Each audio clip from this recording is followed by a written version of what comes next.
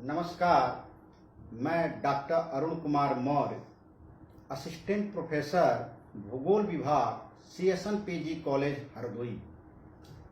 आज हम एक बहुत महत्वपूर्ण विषय पर चर्चा करेंगे, चक्रवात, जो अभी हाल में भारत तौकते और यास चक्रवात से काफ़ी प्रभावित रहा और पूरे विश्व में समय समय पर कहीं न कहीं उष्णकटिबंध चक्रवात उठते रहते हैं। जैसा कि हम लोगों ने कई चक्रवातों का नाम सुना, हुदहुद, नरगिस, कैटरीना, अम्फान, और सामान्य रूप में ये चक्रवात आते रहते हैं और अपने आसपास के तटवर्ती क्षेत्रों में वर्षा कराते हैं तथा जब अधिक गंभीर हो जाते हैं, काफ़ी तूफानी हो जाते हैं, तो अधिक जान माल की हानि को भी नुकसान पहुंचाते हैं।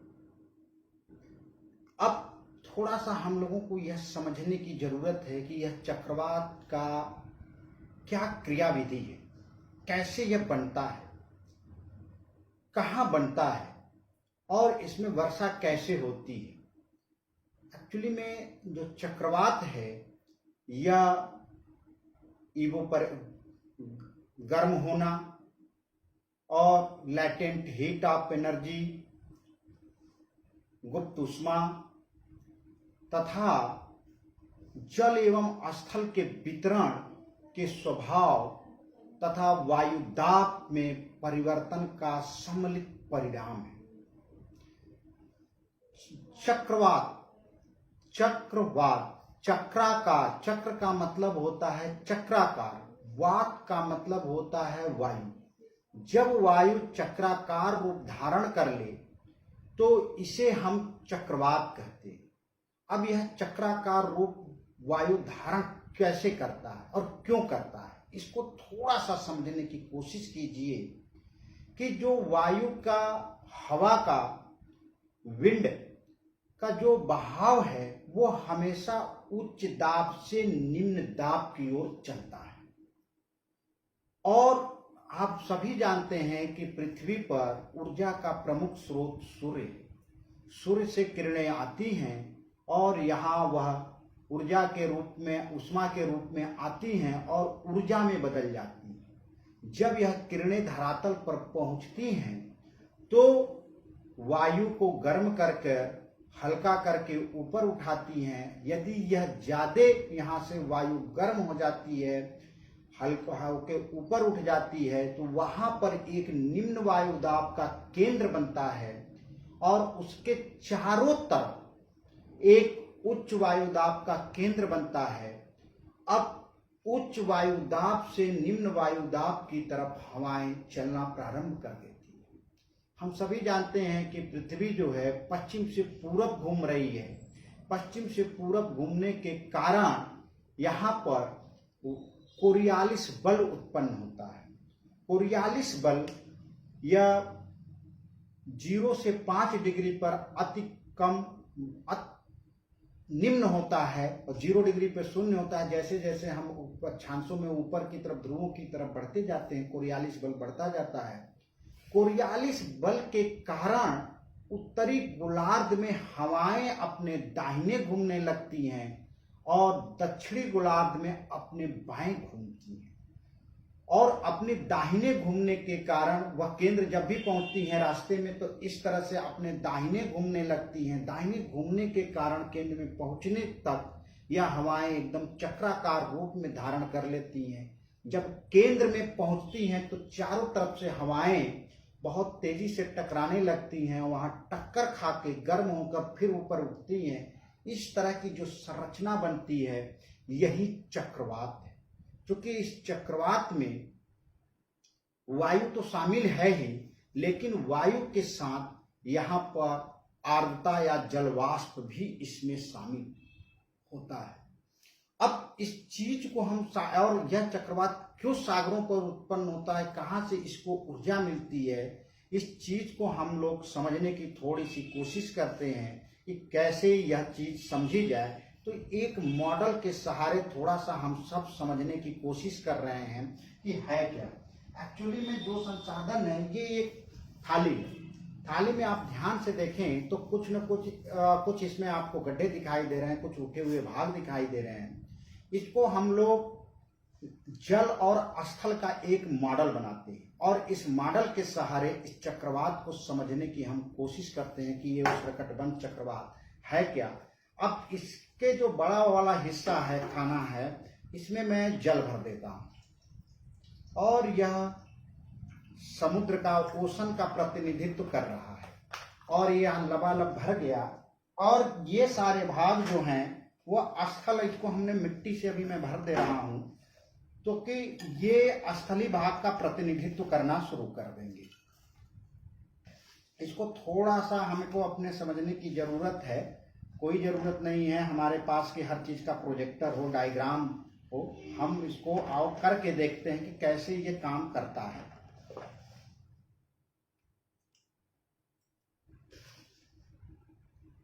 अब आप ध्यान से देखें कि यह जलीय भाग समुद्र है और यह जो मिट्टी का भाग इधर पूरा है यह स्थल है। अब ऊपर जो सनलाइट आ रही है, अगर इस तरह से हम थोड़ा सा देखें, ये सनलाइट, ये लाइट पड़ रही है, स्थल पे भी पड़ रही है, जल पे भी पड़ रही है। जल और स्थल के स्वभाव में अंतर होता है। जल में जो गर्म होना और ठंडे होने की प्रक्रिया धीरे धीरे होती है और स्थलीय भाग जो है जल्दी ठंडा होते हैं और जल्दी गर्म होते हैं। और हम सब जानते हैं कि जल में जो सूर्य की ऊर्जा है, सूर्य की जो किरणें हैं वो लगभग 200 मीटर की गहराई तक पहुंच जाती हैं, जबकि स्थल के ऊपरी भाग तक, कुछ ही ऊपरी भाग तक सूर्य की ऊष्मा किरणें जो है या सूर्य का प्रकाश या सूर्य की ऊष्मा पहुंचती है। अब हम ध्यान से समझते हैं और इस प्रश्न का उत्तर खोजने की कोशिश करते हैं कि जल पे ही, समुद्र पर ही यह उष्णकटिबंध चक्रवात क्यों उठा। अब यह समुद्र है, यहाँ पर पड़ रहा है, यहाँ भी पड़ रहा है। हम सब ध्यान से देख रहे हैं कि यहाँ पर जब धीरे धीरे धीरे ऊष्मा पड़ रही है तो धीरे धीरे इसको ग्रहण करके, जल ग्रहण करके यह गर्म होगा। जब गर्म होगा तो यह जलवाष्प में बदलेगा। तो जितना ऊष्मा जल को जलवाष्प में बदलने में लग रही है, तो जल जब जलवाष्प में बदल रहा है तो जिस ऊर्जा के सहारे वह बदला, वह ऊर्जा खत्म नहीं होती है, उसमें वह छुपी होती है। इसी को हम कहते हैं लैटेंट हीट, गुप्त ऊष्मा। इस गुप्त ऊष्मा, इस ऊष्मा के कारण धीरे धीरे धीरे धीरे जल जो है अधिक गर्म होने लगता है। क्योंकि जब जल गर्म होता है तो और धीरे धीरे ऊपर चलता है तो उसके जहाँ वो सागर के ऊपर जो हवाएं होती हैं उसमें जलवाष्प मिल जाता है। तो जलवाष्प में अधिक क्षमता होती है ऊर्जा रखने की, ऊर्जा को करने की। जबकि स्थल भाग पर जो हवाएं हैं, यहाँ जो गर्म होती है, शुष्क होती हैं, यहाँ जलवाष्प की कमी होती है, तो यहाँ पर कम क्षमता होती, यहाँ की हवाएं गर्म हुई और ऊपर उठ गई। लेकिन इसमें ज्यादा क्षमता नहीं होती है कि यह अधिक से अधिक सूर्य की ऊष्मा को, सूर्य की ऊर्जा को रख सके। अब यह चूंकि बड़ा विस्तृत भाग है, धीरे धीरे गर्म होता रहता है, गर्म होता रहता है और इसकी जो ऊष्मा का एक्युमुलेशन होता रहता है। जब धीरे धीरे धीरे धीरे सूर्यातप के कारण अधिक से अधिक सागर का भाग जो है गर्म होने लगा, उसकी सतह गर्म होने लगती है, तो यहाँ की हवाएं गर्म होकर धीरे धीरे धीरे धीरे ऊपर उठने लगती। इसके साथ जलवाष्प गर्म होकर ऊपर उठने लगता है। ऊपर जब ऐसे उठने लगेगा तो निश्चित रूप से यहाँ पर निम्न वायुदाब बन जाता है, क्योंकि यह तरह से मान लीजिए कि पूरे के पूरे इलाके पर यहाँ पर उच्च वायुदाब था और यहाँ की कुछ वायु जो है ऊपर उठ गई तो यहाँ वायु कम हो जाएगी। जब वायु कम होगी तो वही निम्न वायुदाब का प्रतीक है और इसके चारों तरफ उच्च वायुदाब बनी रहती है। तो इस निम्न वायुदाब की जगह को घेरने के लिए उच्च वायुदाब से हवाएं चलना शुरू कर देती हैं और इस तरह से आना लगती हैं केंद्र में। और केंद्र में जब आने लगेंगी धीरे धीरे तो कोरियालिस बल के कारण फेरल के नियमा के अनुसार उत्तरी गोलार्ध में ये अपने दाहिने घूम जाती हैं।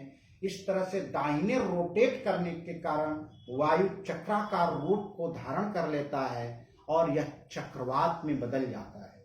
और इस चक्रवात को जो ऊर्जा मिलती है, कैसे इसकी मैकेनिज्म है, किस तरह से यह प्रभावित करता है, तो हम सभी जानते हैं कि इस धरातल पर 3 ग्रही पवन है। एक व्यापारिक पवन है, पछुआ पवन है और ध्रुवी पवन है। तो जो ये चक्रवात है, उष्णकटिबंध चक्रवात, यह 5 डिग्री से 30 डिग्री के अक्षांशों के बीच में उत्पन्न होते हैं और इन्हीं अक्षांशों के बीच में पूरब से पश्चिम जो है व्यापारिक हवाएं चलती हैं और वर्ष भर चलती हैं। इन व्यापारिक हवाओं के प्रवाह में संपर्क में आकर चक्रवात जो है पूरब से पश्चिम जो है चलना प्रारंभ कर देती है। क्योंकि इस चक्रवात की थोड़ी सी संरचना को हम यह समझते हैं कि चक्रवात में 3 वायु के स्तंभ पाए जाते हैं। जो धरातल का महासागर का निचला सतह होता है, वह वहां पर हवाएं चारों तरफ से एकदम आकर इस तरह से टक्कर करती हैं। टक्कर करने के बाद इस तरह से हवाएं मध्य भाग में ऊपर उठती हैं और ऊपर उठने के साथ उच्च वायुदाब प्रति चक्रवाती आउटफ्लो होती है। यानी इस तरह से हवाएं आपस में टकराई, टकराने के बाद ऊपर उठी, ऊपर उठने के साथ ऊपर गई और काफी ऊंचाई पर 9000 मीटर 10,000 मीटर की ऊंचाई पर इस तरह से आउटफ्लो होने लगती हैं। यानी कि इसके बीच में यह केंद्र जो है निम्न वायुदाब का केंद्र बना रहता है और यह चक्रवात अपना भयंकर रूप लेने लगता है।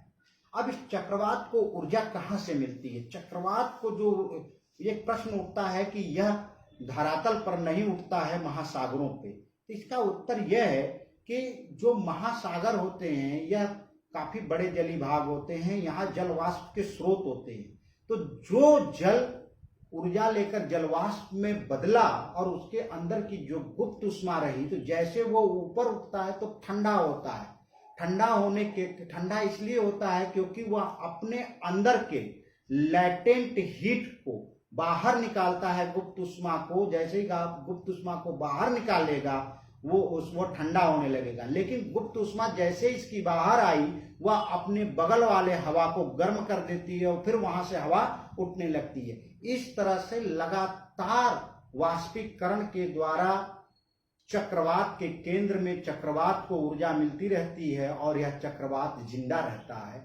और यह व्यापारिक हवाओं के कारण पूरब से पश्चिम जैसे जैसे चलता है, जब तट आता है तो तट से टकराने, जिसको लैंडफॉल करते हैं, लैंडफॉल कहते हैं, तट से टकराने के बाद जो है तेज हवाओं के साथ काफी तेज बारिश समुद्र में भी कराता है और तट पे तेज बारिश कराता है। जैसे जैसे वह तट से अंदर जाता है, पृष्ठ के घर्षण तथा यहाँ पर तट के किनारे इसको वाष्पीकरण के रूप में जलवाष्प नहीं मिलता है, जो कि ऊर्जा का काम कर रहा था, गुप्त उष्मा के रूप में ऊर्जा का काम कर रहा था, वो नहीं मिलता।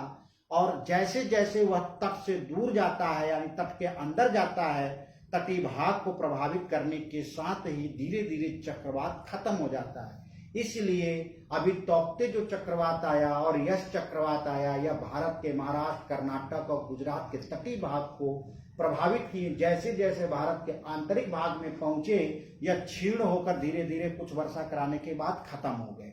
तो हम लोग यही समझते हैं कि ये मुख्य कारण सागरों पर उठने का, कि सागर का गर्म होना और वह उष्मा का एकत्रित होना तथा यहाँ से लगातार वाष्पीकरण के रूप में, वाष्प के रूप में जो गुप्त उष्मा मिलती है, उससे इसको एक इंजन का काम करता है, ऊर्जा मिलता है और इसी से यह लगातार यहाँ पर निम्न वायुदाब का केंद्र बना होता है। इसीलिए हमेशा महासागरों पे चक्रवात उठते हैं। अब चूंकि इस चक्रवात पे किस तरह से मानवीय गतिविधियां इसको बढ़ावा दे रही हैं, इसको समझने की जरूरत है। हम सभी जानते हैं कि जैसे जैसे हम तट के किनारे चलते हैं, वहां पर तटीय वनस्पति जैसे मैंग्रोव फॉरेस्ट, नारियल, ताड़ और उष्णकटिबंध वर्षा के वन मिलते हैं। जब इन वनों से आप ध्यान से देखें, अगर हम इसको इस तरह से मान लें कि ये सारे वन हैं, ये मॉडल को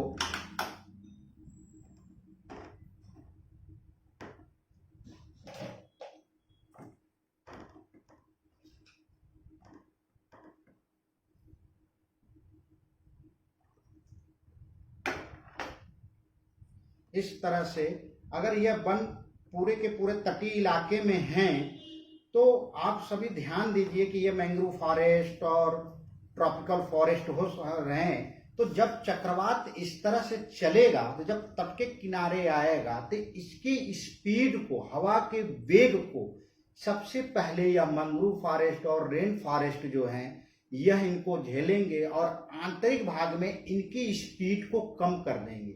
इसलिए कहा जाता है, और इनकी जो लहरें ऊंची उठ रही हैं इसको जो है कमजोर कर देंगे। इसको टकराने के कारण जो है तट के आंतरिक भाग में कटाव कम होगा, कम से कम नुकसान होगा। तो इसीलिए कहा जाता है कि जो तटवर्ती पारिस्थितिकी है, जो वेजिटेशन है, वह चक्रवात की बारंबारता और उसकी तीव्रता को रोकने में सहायक है और धीरे धीरे चक्रवात को यह कमजोर कर देते हैं और आंतरिक भाग में यह कम। अब देखिए ध्यान से, इस तरह से कोई लहरें आ रही हैं, इससे टकराएं तो ये अंदर वाला भाग जो है कम प्रभावित होगा और ये बाहर जो मैंग्रोव और अन्य फॉरेस्ट हैं इनको इसको रोक लेंगे, इसलिए इस चक्रवात को कम करते हैं। अब चक्रवात में इधर हाल के वर्षों में भयंकर चक्रवात उत्पन्न हो रहे हैं। ये क्यों हो रहे हैं? मानवीय गतिविधियां कहां से इसमें बहुत रोल कर रही हैं? आप थोड़ा सा ध्यान से रखिए कि तटीय इलाकों में माइनिंग के कारण, अन्य आवासीय परिसर बनने के कारण, या पोर्ट के या रेलवे लाइन बिछाने के कारण, या रोड बिछाने के कारण, जो भी आर्थिक गतिविधियां हो रही हैं उसके कारण धीरे धीरे धीरे धीरे ये तटवर्ती वनस्पतियों को लोग साफ करते हैं।